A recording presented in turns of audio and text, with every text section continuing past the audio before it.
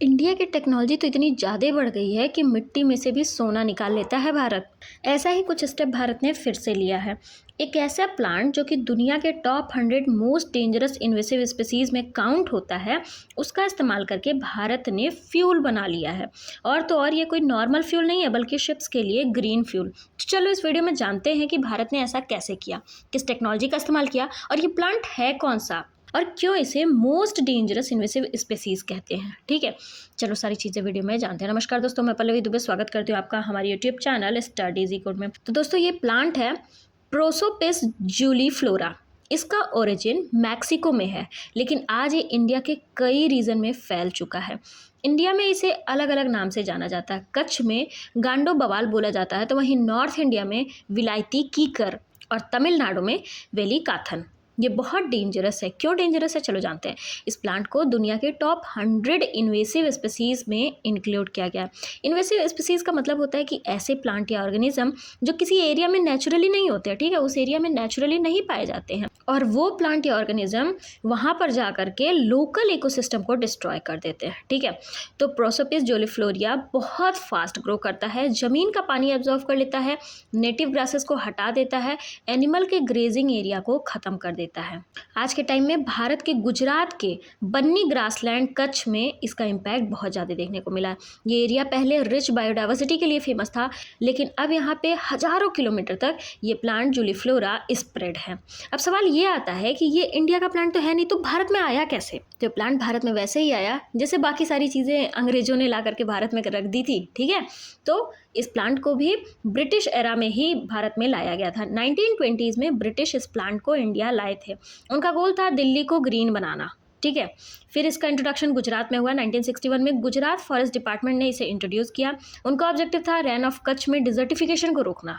ठीक है, लेकिन हुआ क्या, प्लांट मतलब कंट्रोल में ही नहीं है और बहुत तेज़ी से बढ़ते चले गए, नेटिव इकोसिस्टम डिस्ट्रॉय कर दिए, और अब ये एक वीड प्रॉब्लम बन चुके हैं। अब आता है सबसे इंटरेस्टिंग पार्ट। साइंटिस्ट ने सोचा इस प्रॉब्लम का सॉल्यूशन कैसे निकालें। ठीक है, इसको कैसे सॉल्व करें। ये तो धीरे धीरे करके इंडिया का जो नेटिव ग्रासेस वगैरह हैं और बायोडाइवर्सिटी को तो पूरी तरीके से डिस्ट्रॉय कर दे रहा है, तो इसको कैसे सॉल्व किया जाए।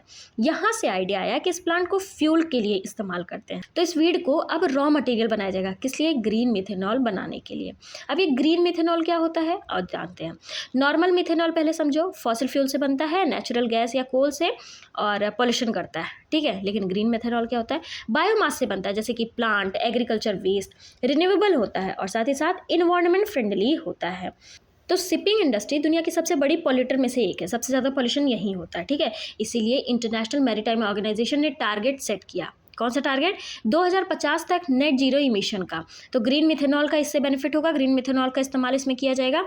तभी क्या होगा, शिपिंग इंडस्ट्री में जो इतना ज़्यादा पॉल्यूशन शिपिंग इंडस्ट्री ने फैला रखा है वो तभी कम होगा। ठीक है, तो ये जो 2050 तक नेट जीरो इमिशन है, उसमें क्या क्या है कि CO2 इमिशन को 95% तक कम करना होगा, NOx 80% तक कम करना होगा, sulphur almost zero, pollution drastically reduce. India का पहला ग्रीन मिथेनॉल प्लांट बन रहा है कहाँ पे, गुजरात के कांडला में। ठीक है, दीनदयाल पोर्ट अथॉरिटी पर।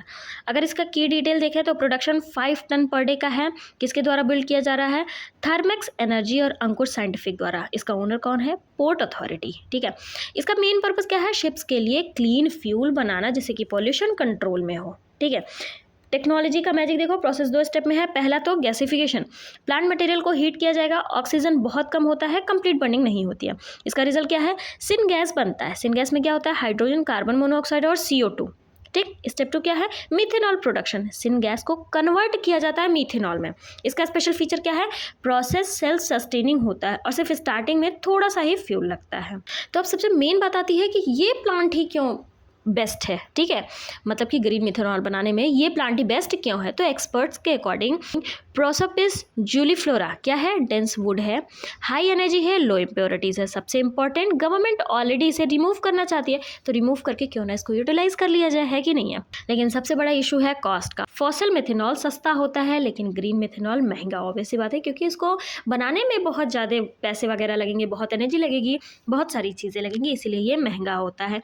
फिर भी ये यूज यूज़ हो रहा है क्योंकि यूरोप में स्ट्रिक्ट रूल है और डर्टी फ्यूल पर पेनल्टी लगती है, इसलिए भले ही ग्रीन मेथनॉल महंगा है लेकिन इसका इस्तेमाल हो रहा है। ठीक है, इंडिया ने पॉलिसी सपोर्ट देना स्टार्ट कर दिया है, 30% सब्सिडी भी दे रही है ग्रीन फ्यूल शिप्स को और ग्रीन पोर्ट्स भी डेवलप कर रही है। फ्यूचर विजन क्या है?